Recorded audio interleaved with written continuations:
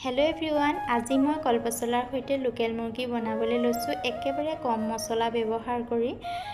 এইফালে আদা নহৰু জালুক জলকীয়া গুটাই ললোঁ কলপচলাখিনি কাটি আলু পিয়াজ দি গুটাই ললোঁ আৰু এইফালে মাংসখিনি নিমখ হালধি সানি অলপ দেৰি ৰাখি থলোঁ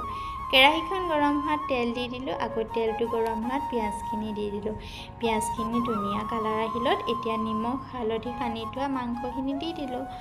মাংসখিনি দি লৰাই অলপ ভাজি হোৱাত আকৌ আলু কেইপিচ দি দিলোঁ আলু কেইপিচ দি লৰাই তাতে অকণমান গৰম মছলা জিৰা আৰু অকণমান ৰেড চিলি দিছোঁ বেছি দিয়া নাই দেই তাৰপাছত এইখিনি হৈ গলত আকৌ কাটি থোৱা পচলাখিনি দি অকণমান লৰাই আদা নহৰু পেষ্টটো দি দিলোঁ